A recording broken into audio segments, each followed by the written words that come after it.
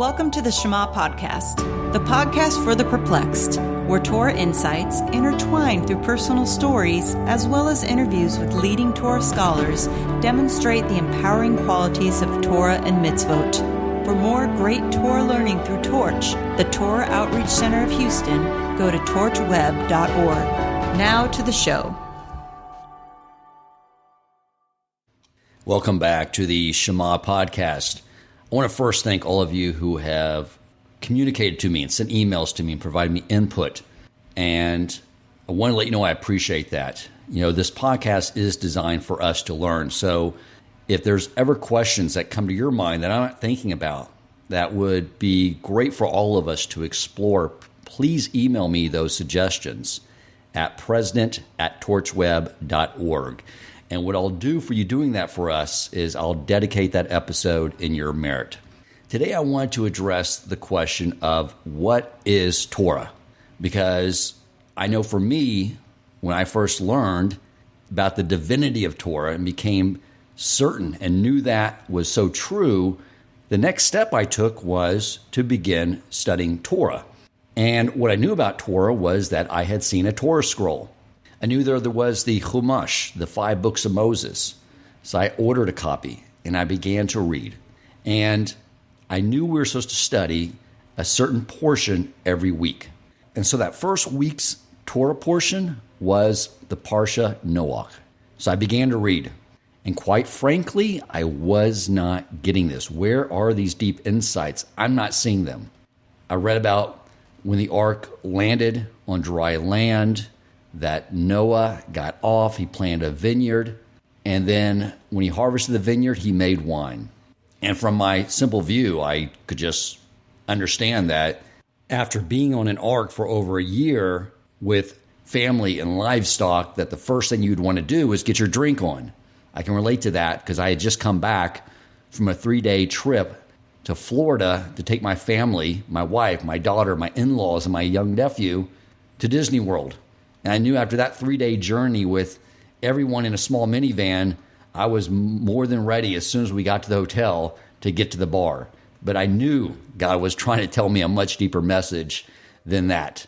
And then you get to the part where Ham walks in and sees Noah, who had passed out. He sees him unclothed. And Noah wakes up and comes out and he curses Ham's descendants. And you're thinking, that seems like quite a bit of an overreaction. What am I missing here? This was obviously leaving a lot out of the story, and I knew there was something more I was supposed to be grasping out of this Torah that I was now aware had come straight from the heavens. So I went online and I found commentary at a website, Chabad.org. And when I read this commentary, it came to life. I was seeing so many multiple layers beyond that text that I was reading. So many deep insights.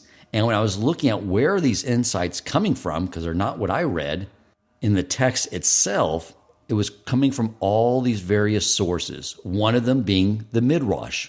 And there it discloses that the reason Noah came out and cursed Ham's descendants is because Ham had castrated Noah. And I'm thinking, that seems like a pretty vital piece of information that would be included in the story, but it wasn't. There's obviously a reason for that. And I found all these much deeper insights as well. And when I looked at the sources, they came from places called the Mishnah Torah, the Zohar. And I was beginning now to understand a little bit more what Torah is. The written Torah is definitely not a history book by any means. There is this narrative taking place throughout the Torah, but it's written in a way to be encrypted. There's more wisdom beyond that narrative. And when you read the written Torah, when it talks about the giving of the Torah, it talks about a national revelation where the Jewish people heard the first 2 mitzvot. It talks about Moses going up to get the first tablets, discovers the sin of the golden calf, breaks them, 40 days later, goes up again, spends 40 days up there learning all of Torah, comes down, and spends the next 40 years in wilderness in a tent of meeting where God's presence would dwell on the tent through the clouds of glory. And he would disseminate all this information, these laws to the Jewish people on how to create this utopian society. To create a society where we conducted ourselves like the angels, but became much more elevated than the angels because we were doing it in the avatar of a body and a physical being with free will. And so the question is, why did God write the Torah this way? And I think there are two reasons. One is he wanted the Jew to have to take the initiative to look past that clothing of Torah, the historical narrative, and drill in and find truth. He had to leave some free will in place. And God knew that the Greeks would force us to translate the Torah into their language, allowing it to one day be disseminated and taken hold of by so many other religions. And so he needed to lock it up, to encrypt it, so the truth behind that text would be held for us. And now we have the oral Torah, which has been redacted, has been written down. We have the Mishnah Torah. We have all the debates and conversations around that Mishnah that we call Talmud, or in Aramaic, Gemara. And even in that text, even in the Gemara that I've been studying with Rabbi Yaakov Wolbe, one of my new endeavors in Torah learning, he'll even point out to the class when you get to a certain text that he'll say, that text, there's something behind it. You can tell the way it's written. Because the sages in their deep wisdom were locking in Kabbalistic insights into that text. And if you are at that level, you can peel back those levels, which are like doorways to a wormhole that you can go in and study for years. And there's even more depth to the Torah than we can even comprehend. But I want to back up for a little bit. When you look at the story of creation, there are two verses talking about God creating man. And when you read a text called Sefer Yetzirah, which is text, wisdom that was brought down from Abraham, it explains that those two periods were two different creations of man, with a space in between of 40,000 years. The first man did not have a neshama. It had a nephesh, that level of the soul that resides in the body like all animals. But the neshama is different. You know, when you think about a black hole, there's an event horizon, and it is a point in space that where anything gets within that area, it draws into the black hole and becomes part of it. And that is analogous to God. At a certain point, we just absorb into God, but right outside of that event horizon, it's where our neshamas come from.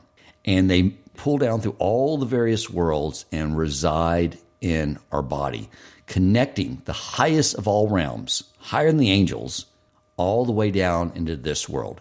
And this is why time begins when Adam was the first man to have a neshama. That's when God starts having us count time. Why? Because creation before then was part of creation that God did by himself. And what he wanted us to track is the part of creation where we did it as his helpers, as co-creators in the world. And so what that means is that the story of creation started when Adam got a neshama, and it is continuing to this day, meaning we are living in the story of creation. We are living within the Torah.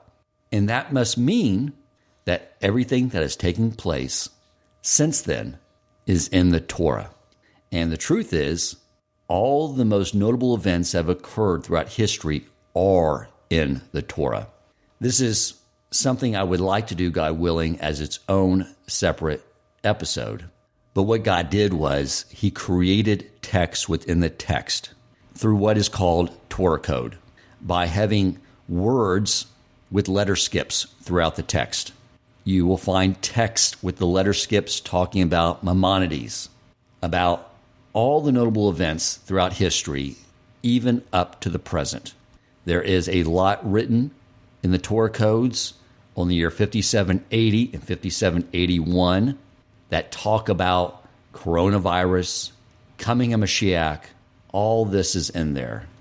As you can see, the Torah has a tremendous amount of depth to it. And when you think about the fact that in the Hebrew language, the Hebrew letters are also numbers. So Aleph is 1, Bet is 2, and so on. So when you look at the Torah, it's also a sequence of numbers. So as you can see, the Torah has a very similar construct to us. We have a body, we have a soul. The Torah has a body, the Torah has a soul. And I brought someone on that I have not brought on before to really help us delve into this subject a little more. As you know, I recently moved into a Jewish community, and my very first Shabbos, that morning, there was someone there teaching Tanya, a book I had started studying on my own back in isolation in the suburbs of Houston. But when he was teaching it, he really brought out a lot of deep concepts there, really helped explain it in a way I could understand. And we've gotten to know each other. I'm looking forward to continue to learn from him. The gentleman I have with me is a rabbi. Doesn't go by rabbi. I'm finding that everyone around here is my rabbi to some degree. His name is Rabbi Daniel Cotlar. And I could tell from talking with him that he would be someone to really help expand our understanding of what we mean when we say the soul of Torah. So welcome, Daniel. I appreciate you coming on with us. Thank you so much, Dan. It's an honor, and I'm excited for our conversation. Excellent. I like to always give a little bit of a background to the people I have on here, and I would love you to sort of share your background with us. Wonderful. Well, first of all, I'm not an experienced podcaster, so you're going to get the real, blemishes and all in the conversation. I'm a third-generation Houstonian. My grandparents were born here. My parents were always spiritual and had connection to Judaism, but kind of over the generations, observance has kind of dwindled. My parents met Rabbi Lazaroff, the Chabad rabbi who was sent here by the Lubavitcher Rebbe in the early 70s. And it just clicked. They started going to classes and became more observant and did very slowly, little by little, keeping some kosher in the house, not out of the house, all that kind of stuff. Throughout my childhood, as I was growing up, I remember when we stopped driving on Shabbos and things like that. And I went to yeshiva out of town, and the first of my family to go to yeshiva for a few generations. Came back to Houston when I went to school and business school here, and I did become a rabbi. It wasn't a vocation, but rather it's something that you see a lot in some communities to get just the background, so we have a foundation before getting married and before beginning your rest of your world. Kind of like when you start the day with a strong Jewish note, and that way you do the same thing on a macro level. That's the idea. I came to Houston and I've just been doing marketing and e-commerce. I was involved in a large window blinds company that we sold, and since then I've been doing a lot of startup work. Excellent. It's interesting. I had a guy out here today measuring the windows to put new blinds in throughout the home. Speaking of blinds, he asked me how long this Jewish community has been here, because he said he grew up not far from here, and now he's been coming back out here. There's a lot of clients out here. He said, how long has this Jewish community been here? And I said, that's a great question. I don't know. I didn't even know any Orthodox Jews until 6 years ago.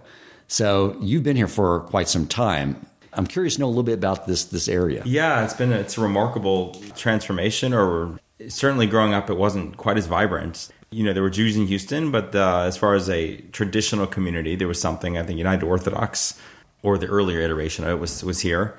But it was pretty small, as far as I understand it. And beginning then in 1970, there's just been a lot of shuls opened up.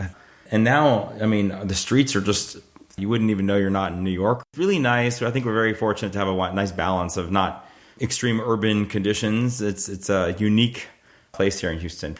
I'm curious to know, now for me, it's just all these kosher restaurants. There was no kosher restaurant option up in Kingwood. Mm-hmm. All the grocery stores, all the kosher sections are available. Everything's so readily available. I'm sure that was a lot more challenging, probably for your parents, I'm sure, beginning their observance without probably a lot of the infrastructure in place to support a Jewish community. Definitely. It's easier now, and it seems like you've got whatever you need. Different kinds of synagogues and different kinds of food. Food is available. For me personally, there's some who believe that it can be challenging in a business environment. And I can see why, like going to school or at work when you have limited vacation days, trying to negotiate with the holidays can be difficult, or coming in and people knowing you're not going to answer the phone on Saturday at all, no matter what. And there's maybe some concern of anti-Semitism where, if you're overtly Jewish like that, if you look Jewish. And I always found, I just feel very blessed, and like it worked out. I felt like a marketing advantage to be the person who in my field, that's the Jewish, tech marketing guy. And so for me, it felt like an advantage, whether people assume certain value set because you have that you keep to certain religious principles, and then also just makes you memorable. So I didn't feel like I give up anything to be able to be religious. So I remember a story. It was a lawyer couple here in town, the Nelkins, Carol Nelkin and Stuart Nelkin. Stuart's passed away. Carol's still here. And they were some of the early members of the Chabad community in Houston and friends of my parents. Very power lawyer couple. And he, after his whole life not keeping Shabbos, he decided he was going to do it. And that week, this potential client came that could have been life-changing for him, and said, I need some work over the weekend. And he talked to him. He says, I can't do it. But actually, I think first he called the rabbi and he said, okay, I'll just start next week, right? I haven't done it forever. I haven't done anything. I'll just start next week. He's like, you made this decision, etc. And it was the hardest thing he ever. And then the entire Shabbos, many, many times the phone kept ringing, overall 10, 15, 20 times ringing, because the guy was testing him. He didn't know. And afterwards, he said, I'm ready to go with you because I see you actually care about when you make a promise, you mean it. And it turned out for the positive. Two things out of that. One is when you're in those moments, it really instills, it makes it visceral, it makes it real, where and you're doing it with all your body, that God controls all your material wealth and possessions, how much you have, how much you get. And when you take that action, it strengthens your emunah. But I will say, too, that I know there's a Torah verse that when we are true to who we are, the other nations respect us. When we make God's will our will, he opens the hearts to other people. And I had a guy that talking to a lot, and he was complaining about me not showing up to those conferences anymore. And he basically went on to say, if you don't have enough respect for my organization to attend our conferences, then why should I even be talking to you? And I said, look, the reason is because I'm a Jew, and that's Shabbat, and I don't work on that day. I go, I don't care if you were going to offer me $10 million to show up. I don't work on that day.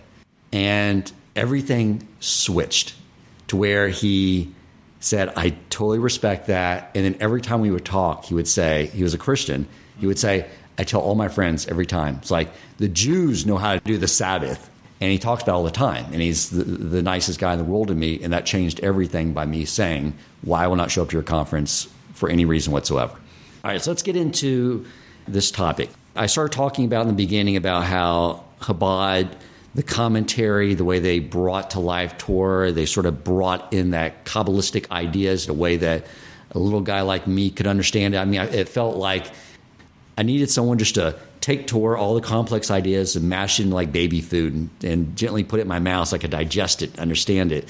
And you've grown up in the Chabad world. You've studied a lot of Hasidic philosophy. And I wonder if you could just share with the audience the Hasidicism overall, where it came from, the growth and the contribution it's made to the Torah world overall. Sure, I'd love to. I'd like to give it a shot. I think it's important to look at a little of the history of Judaism in the lead up to the advent of the Hasidic movement. 1600s were a very difficult time for the Jewish people. You had pogroms, you had false hopes of Messiah come and go, and we were kind of on the ropes. There was a class within the Jewish people that was going very strong, and the scholars, the yeshiva world, maintained its strength and probably retrenched into more internal strength and study, but kind of moved out of the mainstream of the world and the Jewish world. And you had the massive amounts of Jewish people left on the side. And not only were many of them illiterate, but they're also financially in dire straits. The combination of the chaos of war and pogroms and urbanization, so a lot of them were living in just not great conditions, And it was just enough to survive, much less study or learn. On top of that, because that was happening, you had a polarization. And so all these people felt like they weren't worth anything as Jewish people. They didn't have the scholarship. They didn't have money. They didn't, and they felt completely left out, and they were just losing their identity. So it was kind of like there was a deep, like almost like a coma we were going into as a people. Into this picture, you have the Baal Shem Tov, is known as the founder of the Hasidic movement. Now, there was groups of people who had learned the secret parts or the soul of the Torah for thousands of years. And our tradition and the tradition in general is that all of the things that are in the Torah that we discover later, or the elements that come to light over a few thousand years, were embedded within it to be discovered from the very beginning on Har Sinai. And there are books, the Zohar, sourced back to the times of the Mishnah, which is a founding Kabbalah book. However, it was always small, very secret communities and the elite and very holy people.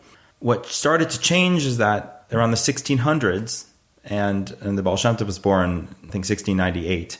In the middle of 1600s, there were groups of people who went around called the Nistarim, or hidden ones, or they're Hasidim, you could say, who believed in their sole purpose was to bring enthusiasm and life and light to the Jewish people. And they went around dressed as commoners, and they took jobs like blacksmiths or just simple people.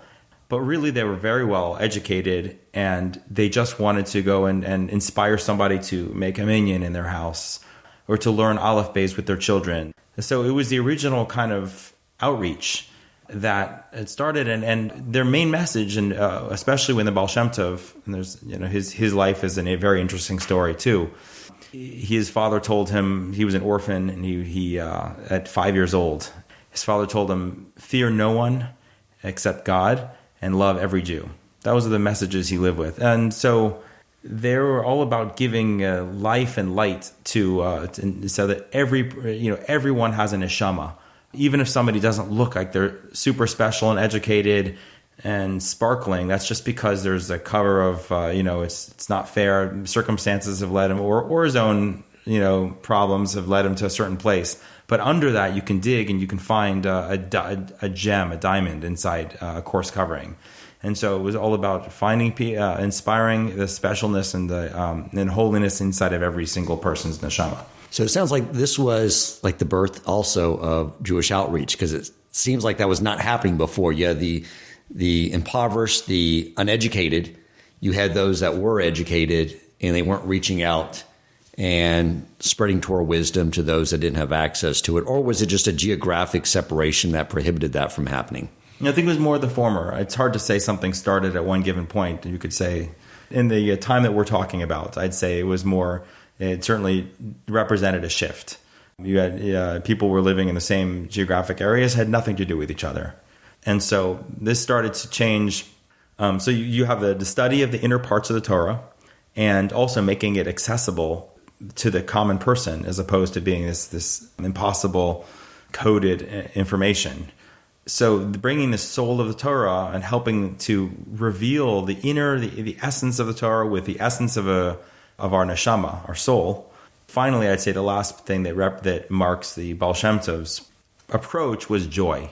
So finding ways to bring joy and life into our service of God, and not just do the things. We're famous, and Judaism is definitely a religion of action. And he says in the Talmud, "Hamaisu Iker," that action is the main thing. So, having said that, you can forget about the other things. And in the book of Tanya, which is something that the Baal Shem Tov's student wrote, the action we do is like we've created a bird, but without wings, the bird doesn't fly. And the wings are the joy and the awe that we put into our service of God. And that's the things that was emphasized by the Hasidic movement in the 16 and 1700s.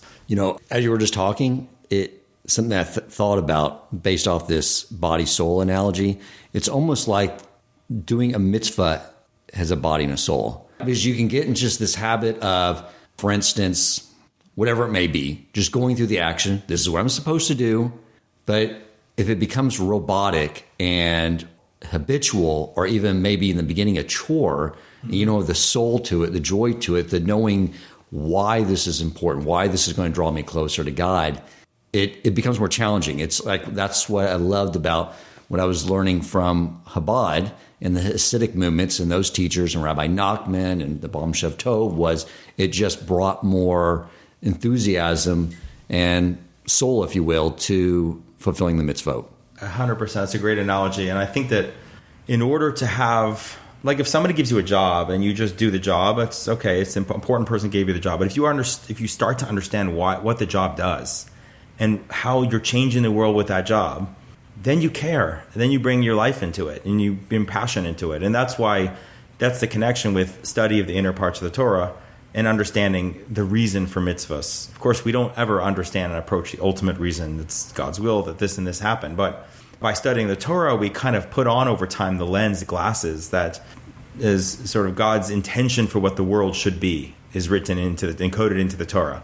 Study it, we start to understand what should be. The world is what it is, and we're here to make it what it should be. We were brought into a wonderful world that could be a garden. It's not a jungle, like you could look around and say, oh, it's a jungle. It's a wonderful place, and here we're there to make it so. I've heard people say, with regard to parenting, they don't tell them what to do. In other words, they're not going to do what you tell them to do. They're going to do what you do. They'll watch what you do. But I've heard another version of that. They're not going to do what you tell them to do, and they're not even going to do what you do. They're going to do what you love. So, for example, somebody goes through life begrudgingly checking the box on something that they feel they have an obligation towards. It doesn't mean their kids are going to do it. Maybe it'll run the other way because they saw their father struggled, their mother dealt with something the whole time. Not to say you shouldn't do things that are hard. You should still do them. But I think bringing in the life to it and loving it and finding a way to love this, I think, is really what creates continuity. Yeah, because if you think about it, every Jew alive today had what we would call today Orthodox Jewish, whether it's grandparents, great-grandparents, great-great-grandparents. At some point, everyone was a Torah observant Jew. And my theory, which it sounds like what you just said may lend to that, was it became this gradual process where people didn't know, they knew how to do mitzvot, they didn't know the why. They didn't have joy in it. And the kids saw that and didn't see the reason why they should do it. They didn't see it bringing any joy to their parents. And that sort of led to this gradual decline to where a lot of us became very secular and moved away from Torah observant life over time. Yeah, there's definitely something to that. One of the reasons that I wanted to have you on is because Simchat Torah is this Sunday. And I've been talking to Daniel for quite some time about coming on and talking with me. And I thought this week would be perfect because this is the time to celebrate Torah. And not to get you too sidetracked, but I would love for you to also share insights into this holiday and how this all really ties together. Because what I understand, this is my first time to experience this holiday with other Jews. I don't think you can get as much joy when you're sitting by yourself in your home. So I'm excited about this Sunday. But yeah, share your insights on this holiday and what it's about. And this will be a unique one this year because of everything going on in the world, which is, of course, meant to be. And so a lot of people might be celebrating it alone or not be able to, quote, dance with the Torah. But I've seen some great material online for how to have a great Simchas Torah at home alone. You don't have to this year. I was reading something last week on the question of why Simchas Torah, this holiday, was established now at the end of Sukkot. There are certain holidays that are written into the Torah, the written Torah, like when Pesach is or when Sukkot is. Okay, but Simchas Torah is not written into the Torah that way. We have the last day of Sukkot known as Shmini Atzeres. Then we come to Simchas Torah. But why Simchas Torah now? So, if you remember, there's a holiday a few months ago we just celebrated Shavuos, the holiday of the giving of the Torah, Matan Torah. And why not celebrate and have a great celebration then? The answer on the revealed part of the Torah is that we don't do that because we don't finish the Torah then. We finish the Torah now. That's what we just finished this week. We'll be reading the very last portion of the Torah and we'll start it over again. Hopefully even better than last year. But you could just ask one question deeper. Well, why did we start reading the Torah now instead of Shavuos? And you have to go back to the beginning there when the Torah was given. And the Medrash says that the Torah was given, and we know that when you mentioned the stories of the Torah, the written Torah, well, that was given along with the first tablets, the luchos. And then we messed up. After that, there's the story of the golden calf. We fell down a level. And we, as a nation, first time we did tshuva. We came back and returned. And then we got the second tablets. And the second tablets, accompanying them was all of the all the oral tradition, with all the medrash and all the things that we're going to discover later. So to look at it, the first tablets and Shavuos represents what we were given. But then we go through a whole process of tshuva, of failing, and then tshuva. We come back, then we are ready for Simchas Torah. And Simchas Torah is not a celebration of receiving the Torah, it's a celebration of us finishing the Torah. It's of us, our own accomplishments in Torah.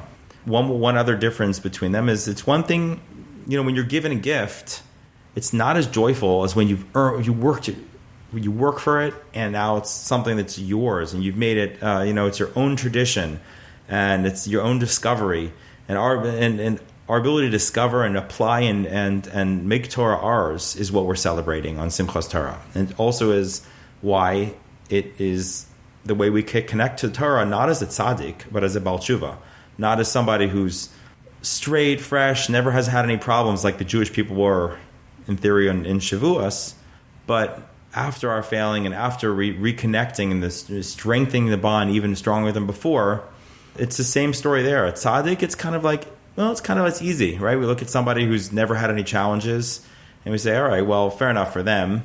What about those who struggled? What about the joy that we get after returning to our real meaning and to ourselves and to our soul through Torah the second time or after a problem is a greater joy, and that's what Simchas Torah is now.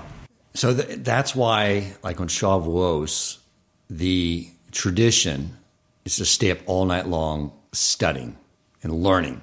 From what I understand, on Simchat Torah, it's more about joy and dancing. And being the feet to the Torah. So the Torah needs us to give it legs. And that's what we were doing literally on Simchas Torah, dancing, holding a Torah.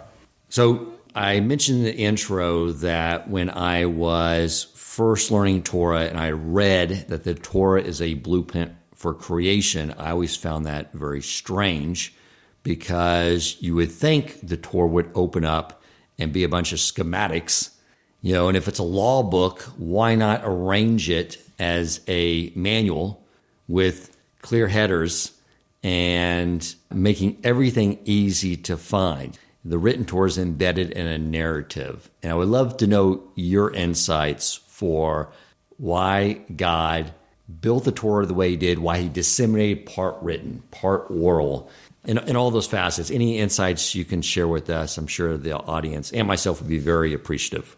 Well, that question is a great question. It's the same question that was brought up by the famous commentary Rashi.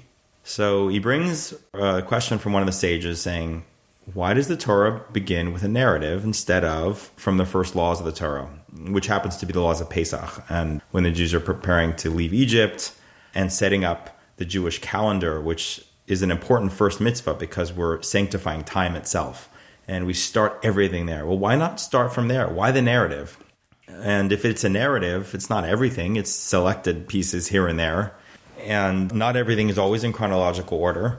The answer on a surface level was, there will come a time when people will try and take away our land of Israel. And we have to be able to describe and say, look, the Torah describes the history of the world. And in that is how the land of Israel used to belong to other nations, and God engineered events such that now that we have it.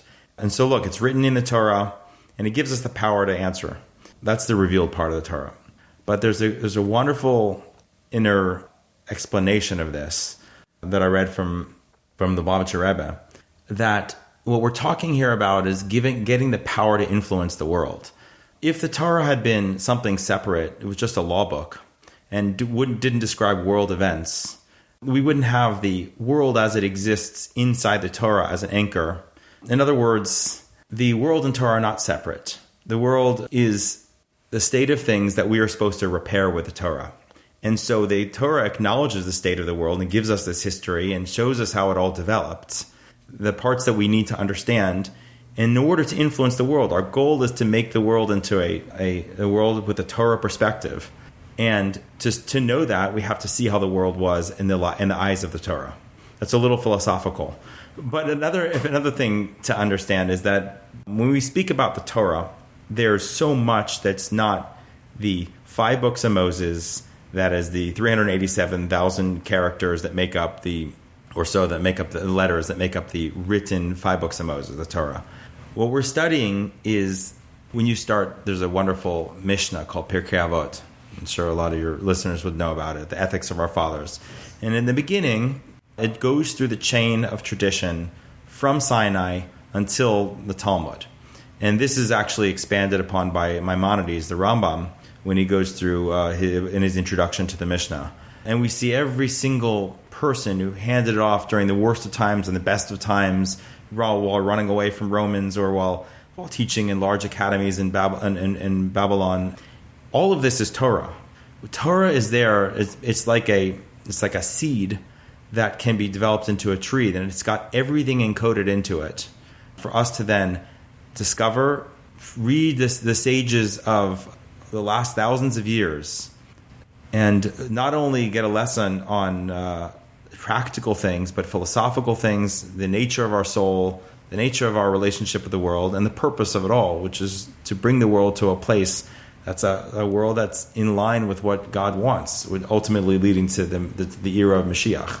No, and as you were talking, I was just sort of thinking, too, about if he just laid out schematics and said, okay, here's how the world works, and here's what you need to do, that is devoid of what he wants us to do with this world, which he wants us, like you said, to complete it, to bring about Mashiach in that era. And if you look at like that timeline of, probably back further than this, but even just from the Exodus through Moses dying and the people about to enter Israel, that timeline, that journey is sort of like the overall timeline of the world at large, with going into Israel being maybe Olam Haba. It's our own little spiritual journey through our lives, right? So the more you were speaking, the more I think that it is almost a schematic. It's just layered into that narrative. So it has all those multiple layers to it. That's right. I think so much in the Torah is also fractal in nature, and that's a mathematical term that seems that says no matter what magnification you look at it, it looks the same. You see this pattern, and maybe it's a pattern of you talked about entering the land, okay?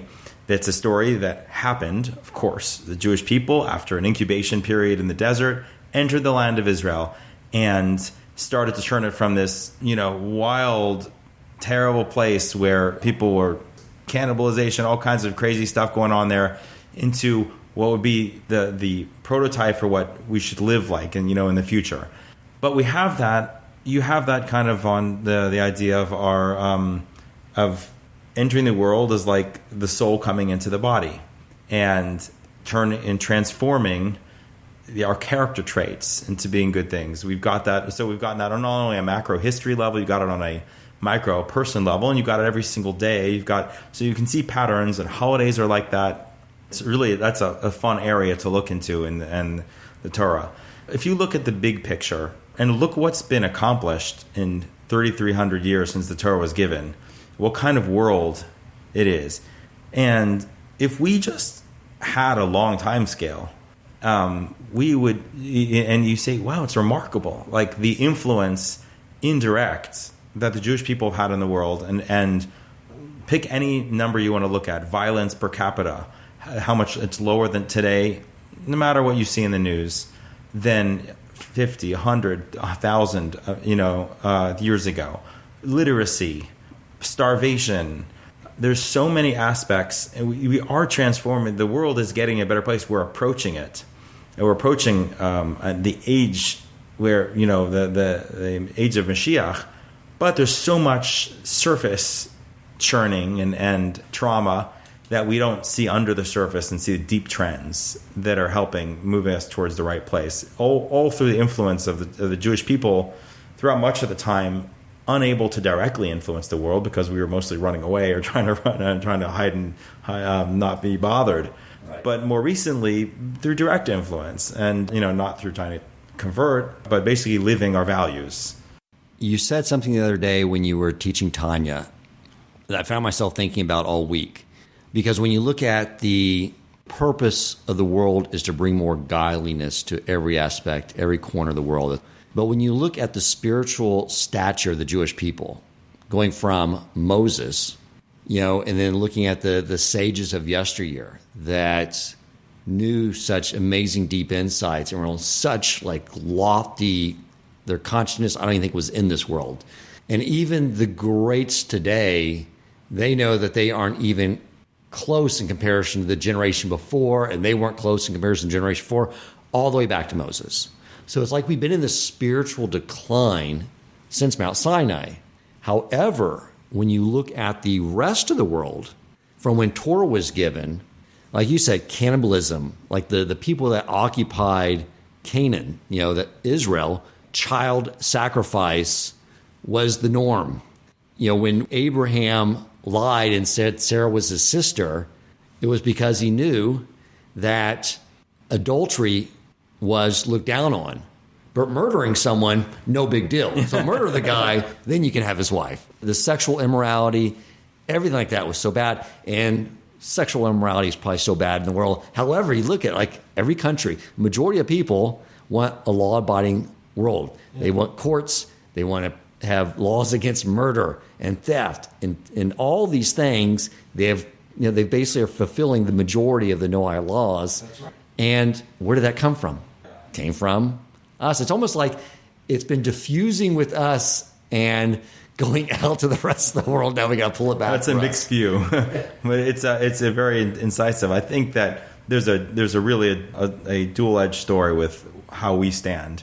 It's kind of a mixed bag, that story, because on one hand, 100% right, we're not anything near the spiritual stature of the previous generations. But on the other hand, that itself means that there's something to respect about this generation where we don't have obvious scholarship that matches prior. We don't have the feeling of the presence of God around, and we certainly don't have obvious any miracles or any evidence like that would just in our face in the same way the prior generations would. And yet, after 2,000 years of being exiled from our land, without obvious great spiritual leadership, we're still doing this. We're doing that. And so on one hand, we're lower. And on the other hand, we're doing something that not necessarily could other generations have done, and bringing the message of the Torah to a world like this with no leadership at the very end. It's like, so after all the previous generations, they were giants, but they couldn't quite get to the last step in the finish line. And we're standing on their shoulders. And we can actually bring it across the line and see what's above the fence. So anything that we did wrong over the ages, it has a very limited time. But any good stacks up. And so we're building on all the good, and we're finally getting to kind of the end of all that. It's like maybe today somebody is not the greatest technologist, but he has all the tools and computers and everything. And so you can do a lot more now, with tech than somebody else before without it. Same thing as well we're building on the work of the previous generations, and at a time especially when there's no obvious leadership in the same way as we had in prior generations. There's always been a Torah idea that we're supposed to bring Torah and godliness to every aspect of the world. But I never really thought through, what does that mean? Does that mean we need to go crawl into some dark cave and shine a flashlight and study Torah there, or go into some deep jungle?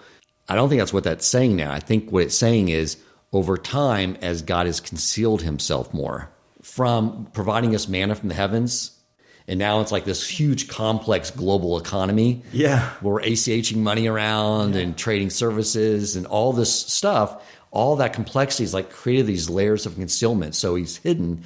And you're right. When we in this deep layer of concealment are still doing it, that is bringing it to the darkest corners of the world. And just, I think, in this era, I think there's something to that.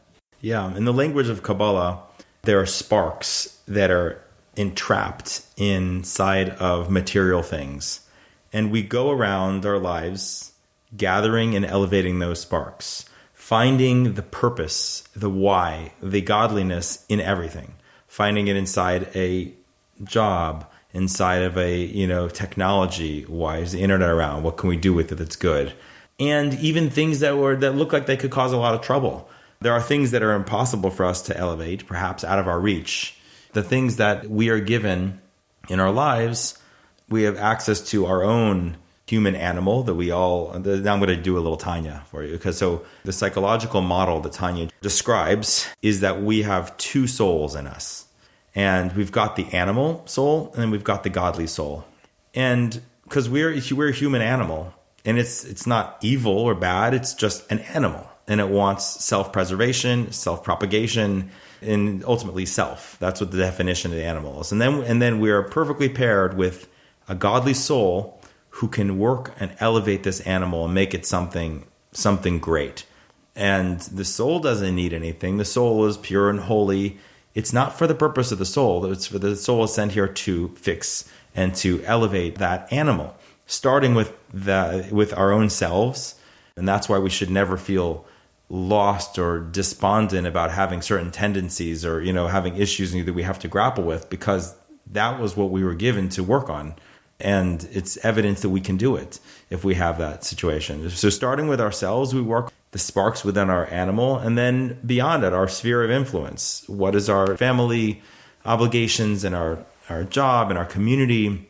And I guess the more successful that we are at bringing about the purpose of something, the more God will send us more things. It's like if you give a good exchange rate between one currency and another, people will come and bring you that currency to do more of it. So much like this is my analogy I always think of. Einstein told us there's an exchange rate between matter and energy. And that exchange rate is c squared, the speed of light squared. Energy is, so if you have a little bit of matter, you can create a tremendous amount of energy. And if you have a ton of energy, you can create a little matter. Well, there's also that between material and spiritual. There's an equation, and there's energy that we can, out of material good, we can create spiritual good. So the more we do, the more we're given. That way we can kind of find more things and be successful, hopefully, at elevating the purpose within things. Wonderful. I love that. The more we can make spiritual out of physical, the more material we're given to do more with. And we're here to accomplish things in the world, not just to sit back and rest. All right, I made enough money, or I made enough. You need to go make more money so you can do more with it, do more good with it, and keep working, whatever it is. Something I learned early on. There's no word in the Hebrew language for retirement. To us, retirement is when God fires us and pulls our soul out of our body and says, now you're retired. While you're here, it's action. It's doing things. Be productive. Contribute to my world. We started off, Daniel, talking about the influence of the Hasidic movement on all of Torah. And when you were talking about how we get together and we dance with the Torah on Simchat Torah, and we were celebrating what our accomplishments in Torah.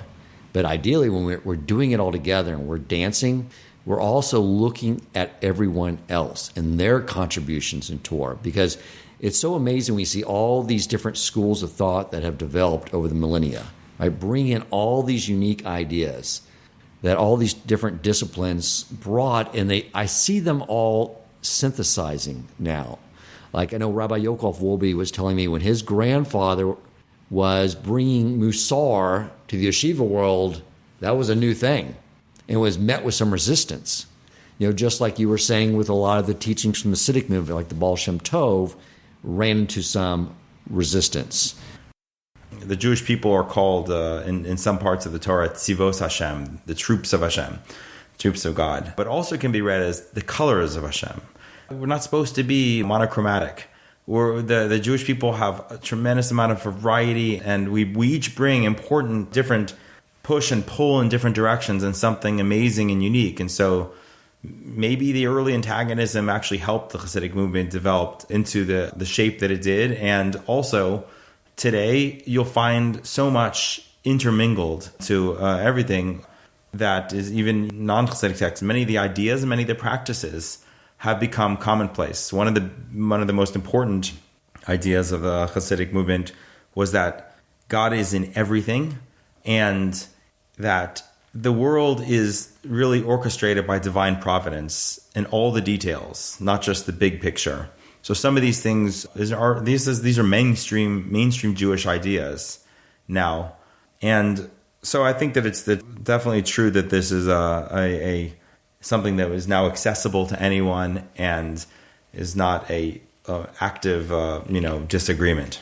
I've also heard the Jewish people described as limbs from the same body. We all come from the same soul, and all these different contributions to Torah, even if sometimes there was some conflict in the beginning, I believe has sort of developed Torah overall in the world. I know you told me you don't like to be called rabbi. That's why I've been calling you Daniel, but you're definitely one of my rabbis now. It was an absolute pleasure. I hope we can do this again, Daniel, and I would love to learn from you more, and I'm sure the audience is going to want to as well. Thank you so much. I'm honored, and it was a joy to be here. If you enjoyed this episode, please consider supporting Torch so they can continue to spread Torah wisdom to the world by making a donation at torchweb.org and clicking donate in the top right corner of the page. And if you would like to get in contact with our host with comments, suggestions for future topics of learning, or questions for him or his guest rabbis, you may email him at president@torchweb.org.